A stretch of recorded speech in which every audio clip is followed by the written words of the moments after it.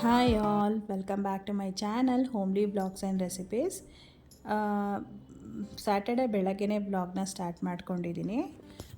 ತಿಂಡಿಗೆ ನಾನಿಲ್ಲಿ ಕ್ಯಾಪ್ಸಿಕಮ್ ರೈಸ್ನ ಮಾಡೋಣ ಅಂತ ಹೇಳಿ ಮಾಡ್ತಾಯಿದ್ದೀನಿ. ಅದನ್ನು ಹಾಗೆ ರೆಸಿಪಿ ಕೂಡ ಶೇರ್ ಮಾಡ್ತಾಯಿದ್ದೀನಿ. ವಿಡಿಯೋ ಲಾಸ್ಟ್ ಗಂಟ ನೋಡಿ. ಶನಿವಾರ ಚೌತಿ ಕೂಡ ಇದ್ದಿದ್ದರಿಂದ, ಸಂಕಷ್ಟಹರ ಗಣಪತಿ ಚೌತಿ ಕೂಡ ಇದ್ದಿದ್ದರಿಂದ ಇಲ್ಲಿ ನಾನು ಬೆಳಗ್ಗೆನೇ ಹಸ್ಬೆಂಡ್ ಪೂಜೆ ಮಾಡಿಬಿಟ್ಟು ಹೋದರು. ನಾನು ಸಂಜೆ ಪೂಜೆ ಮಾಡ್ಕೊಳ್ಳೋಣ ಅಂತ ಹೇಳಿ ನಿಧಾನವಾಗಿ ಮನೆಯಲ್ಲೆಲ್ಲ ಕೆಲಸ ಮುಗಿಸ್ಕೊಂಡೆ. ಬೆಳಗ್ಗೆ ತಿಂಡಿಗೆ ನಾನಿಲ್ಲಿ ಆಗಲೇ ಹೇಳಿದಾಗ ಕ್ಯಾಪ್ಸಿಕಮ್ ರೈಸ್ ಮಾಡ್ತಾಯಿದ್ದೀನಿ. ಈಗ ಚೆನ್ನಾಗಿರುತ್ತೆ ಈ ರೆಸಿಪಿ. ಬೇಕಿದ್ರೆ ನೀವು ಲಂಚ್ ಬಾಕ್ಸ್ಗೆ ಕ್ವಿಕ್ಕಾಗಿ ರೆಡಿ ಮಾಡಿಕೊಟ್ಬಿಡ್ಬೋದು ಮಕ್ಕಳಿಗೆ. ಈಗ ನಾನಿಲ್ಲಿ ಒಂದು ಕಡಾಯಲ್ಲಿ ಒಂದು 3 ಟೇಬಲ್ ಸ್ಪೂನಷ್ಟು ಆಯಿಲ್ ಹಾಕಿದ್ದೀನಿ. ಒಂದು 2 ಈರುಳ್ಳಿನ ಕಟ್ ಮಾಡಿ ಹಾಕಿದ್ದೀನಿ. ಮತ್ತು ಒಂದು 2 ಹಸಿಮೆಣಸಿನ್ಕಾಯಿ, ಸ್ವಲ್ಪ ಪುದೀನ ಮತ್ತು ಬಿಡಿಸಿಟ್ಕೊಂಡಿರುವಂತಹ ಬೆಳ್ಳುಳ್ಳಿನ ಆ್ಯಡ್ ಮಾಡ್ತಾಯಿದ್ದೀನಿ. ಇದನ್ನೆಲ್ಲ ಸೇರಿಸ್ಕೊಳ್ಳೋದ್ರಿಂದ ನಿಮಗೆ ಫ್ಲೇವರ್ ಚೆನ್ನಾಗಿ ಬರುತ್ತೆ ರೈಸ್ದು. ಇದನ್ನೆಲ್ಲ ಚೆನ್ನಾಗಿ ಆಯಿಲಲ್ಲಿ ಫ್ರೈ ಮಾಡ್ಕೊಳ್ಬೇಕಾಗತ್ತೆ. ಇದಕ್ಕೆ ನಾವು ಮಸಾಲ ಪೌಡರ್ಸ್ನ ಆ್ಯಡ್ ಮಾಡಿ ಯೂಸ್ ಮಾಡೋದ್ರಿಂದ ನಮಗೆ ಟೇಸ್ಟ್ ಕೂಡ ತುಂಬ ಚೆನ್ನಾಗಿರುತ್ತೆ ಅಂತ ಹೇಳ್ಬೋದು. ಡಿಫ್ರೆಂಟಾಗಿರುತ್ತೆ. ನಾವೀಗ ಕ್ಯಾಪ್ಸಿಕಮಲ್ಲಿ ವಾಂಗಿಬಾತ್ ಮಾಡ್ತಾ ಇರ್ತೀವಲ್ವ, ಸ್ವಲ್ಪ ಡಿಫ್ರೆಂಟಾಗಿ ಮಸಾಲ ರೈಸ್ ಥರ ಬೇಕು ಅನ್ನೋರು ಈ ಥರ ಮಾಡ್ಕೊಳ್ಬೋದು. ತುಂಬ ಚೆನ್ನಾಗಿರುತ್ತೆ. ಒಂದು ಸ್ವಲ್ಪ ಚಿಟಿಕೆ ಅರಿಶಿನ ಆ್ಯಡ್ ಮಾಡ್ಕೊಳ್ತಾ ಇದ್ದೀನಿ ಇಲ್ಲಿ. ಮತ್ತು ಒಂದು 2 ದೊಡ್ಡ ಸೈಜ್ ಟೊಮೆಟೊನ ಕಟ್ ಮಾಡಿ ಇಟ್ಕೊಂಡಿರುವಂತಹ ಟೊಮೆಟೊನ ಹಾಕ್ಕೊಳ್ತಾ ಇದ್ದೀನಿ. ಟೊಮೆಟೊ ಎಲ್ಲ ಚೆನ್ನಾಗಿ ಸಾಫ್ಟ್ ಆಗೋ ಗಂಟ ಫ್ರೈ ಮಾಡ್ಕೊಳ್ಬೇಕಾಗತ್ತೆ. ಮತ್ತು ಒಂದು 3ರಿಂದ 4 ಕ್ಯಾಪ್ಸಿಕಮ್ನ ಕಟ್ ಮಾಡಿ ಇಟ್ಕೊಂಡಿದ್ದೀನಿ. ಅನ್ನ ಕೂಡ ನಾನಿಲ್ಲಿ ಉದುದ್ರಾಗಿ ಮಾಡಿ ಇಟ್ಕೊಂಡಿದ್ದೀನಿ ಆಲ್ರೆಡಿ.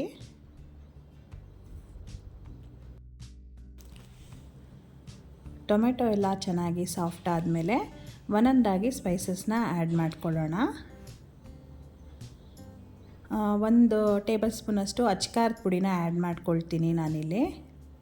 ಮತ್ತು ಗರಂ ಮಸಾಲ ಪೌಡರ್ 1 ಸ್ಪೂನಷ್ಟು ಹಾಕ್ಕೊಳ್ತಾ ಇದ್ದೀನಿ. ಮತ್ತು ಧನಿಯಾ ಪೌಡರ್ ಕೂಡ 1.5 ಟೇಬಲ್ ಸ್ಪೂನಷ್ಟು ಧನಿಯಾ ಪೌಡರ್ನ ಕೂಡ ಆ್ಯಡ್ ಮಾಡ್ಕೊಳ್ತೀನಿ. ನೀವು ಯಾವ ಮಸಾಲ ಪೌಡರ್ ಬೇಕಾದರೂ ಸೇರಿಸ್ಕೊಳ್ಬೋದು. ಇಲ್ಲಿ ನಾನು ಗರಂ ಮಸಾಲ ಆ್ಯಡ್ ಮಾಡಿದ್ದೀನಿ. ಗರಂ ಮಸಾಲ ಪೌಡರ್ ಬದಲು ನೀವು ಬಿರಿಯಾನಿ ಮಸಾಲ ಪೌಡರ್ನು ಕೂಡ ಯೂಸ್ ಮಾಡ್ಕೊಳ್ಬೋದು, ಅದು ಕೂಡ ಚೆನ್ನಾಗಿರುತ್ತೆ. ಈಗ ಚಿಕ್ಕದಾಗಿ ಕಟ್ ಮಾಡಿ ಇಟ್ಕೊಂಡಿರುವಂತಹ ಕ್ಯಾಪ್ಸಿಕಮ್ನ ಹಾಕ್ತಾಯಿದ್ದೀನಿ. ಇದೆಲ್ಲ ಚೆನ್ನಾಗಿ ಸಾಫ್ಟಾಗಿ ಬೇಯೋ ಗಂಟ ನಾವಿಲ್ಲಿ ಫ್ರೈ ಮಾಡ್ಕೊಳ್ತಾ ಇರಬೇಕಾಗತ್ತೆ.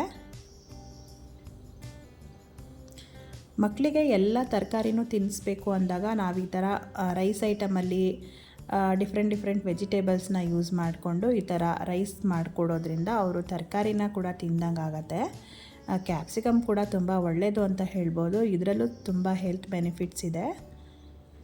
ಎಲ್ಲ ವೆಜಿಟೇಬಲ್ಸು ತಿನ್ನಬೇಕು ಮಕ್ಕಳು ಅಂತ ನಾವು ಈ ಥರ ಡಿಫ್ರೆಂಟ್ ರೆಸಿಪಿನ ಟೇಸ್ಟಿಯಾಗಿ ಮಾಡಿಕೊಟ್ಟಾಗ ಮಕ್ಕಳು ಖಂಡಿತ ತಿಂತಾರೆ ಅಂತ ಹೇಳ್ಬೋದು. ಈಗ ಕ್ಯಾಪ್ಸಿಕಮ್ ಎಲ್ಲ ಚೆನ್ನಾಗಿ ಸಾಫ್ಟಾಗಿ ಬೆಂದಿದೆ ಅಂತ ಹೇಳ್ಬೋದು. ಸ್ವಲ್ಪ ಗರಂ ಮಸಾಲ ಪೌಡರ್ ಕಡಿಮೆ ಆಯಿತು ಅನ್ನಿಸ್ತು, ಅದಕ್ಕೆ ಸ್ವಲ್ಪ ಗರಂ ಮಸಾಲ ಪೌಡರ್ನ ಕೂಡ ಆ್ಯಡ್ ಮಾಡ್ಕೊಳ್ತಾ ಇದ್ದೀನಿ. ಮತ್ತು ರುಚಿಗೆ ತಕ್ಕಷ್ಟು ಉಪ್ಪನ್ನು ಹಾಕ್ಕೊಂಡ್ರೆ ನಿಮಗೆ ಕ್ಯಾಪ್ಸಿಕಮ್ ರೈಸ್ಗೆ ಗೊಜ್ಜು ರೆಡಿಯಾಗಿ ಹೋಗುತ್ತೆ.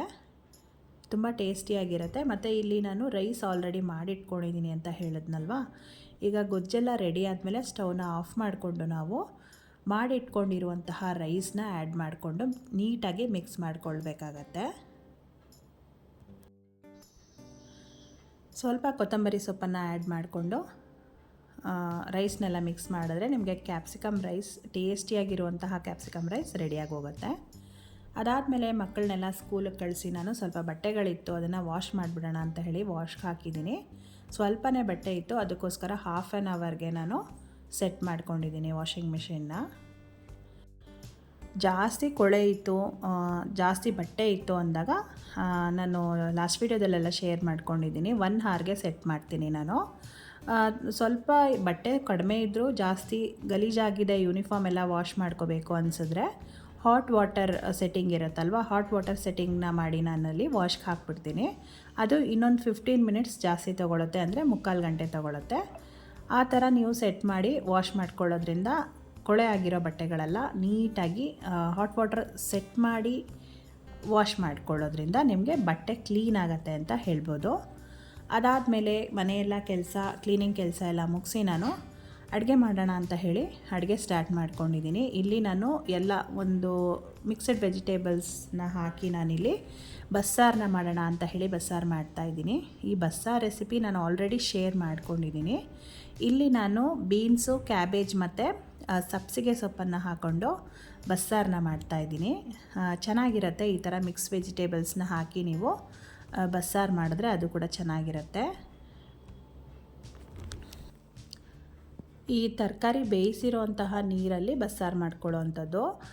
ಬಸ್ಸಾರು ನಾನೇನು ರುಬ್ಬು ಹಾಕಿ ಮಾಡಲಿಲ್ಲ, ನಾನು ಸಿಂಪಲ್ಲಾಗೆ ಮಾಡಿದ್ದೀನಿ. ಆಲ್ರೆಡಿ ಹೇಳ್ದಾಗೆ ನಾನು ರೆಸಿಪಿ ಕೂಡ ಶೇರ್ ಮಾಡಿದ್ದೀನಿ, ನೀವು ಚೆಕ್ ಮಾಡ್ಬೋದು.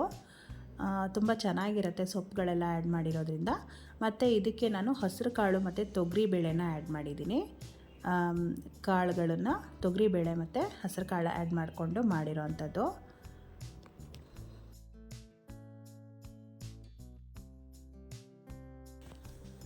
ಮಧ್ಯಾಹ್ನದ ಅಡುಗೆಗೆ ಬಸ್ಸಾರು ಪಲ್ಯ ರೆಡಿಯಾಗಿದೆ. ಹೆಲ್ದಿ ಲಂಚ್ ರೆಸಿಪಿ ಅಂತಲೇ ಹೇಳ್ಬೋದು. ಈ ರೆಸಿಪಿನ ನಾನು ಆಲ್ರೆಡಿ ಶೇರ್ ಮಾಡಿದ್ದೀನಿ, ಚೆಕ್ ಮಾಡ್ಬೋದು.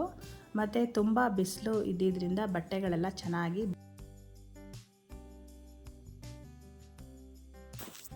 ಜಾಸ್ತಿ ಬಟ್ಟೆನ ನಾನು ಬಿಸಿಲಲ್ಲಿ ಬಿಡಲ್ಲ, ಅದಕ್ಕೋಸ್ಕರ ಎತ್ಕೊಂಬಂದು ಎಲ್ಲ ಸಪ್ರೇಟಾಗಿ ಈ ಥರ ಫೋಲ್ಡ್ ಮಾಡಿ ಯಾವ್ಯಾವುದನ್ನು ಯಾವ್ಯಾವ ಪ್ಲೇಸಲ್ಲಿ ಇಡಬೇಕು ಇಟ್ಬಿಡ್ತೀನಿ. ಸೊ ದಟ್ ಅವ್ರಿಗೆ ಈಸಿ ಆಗುತ್ತೆ ಬಟ್ಟೆಗಳನ್ನ ತೊಗೊಳಕ್ಕೆ.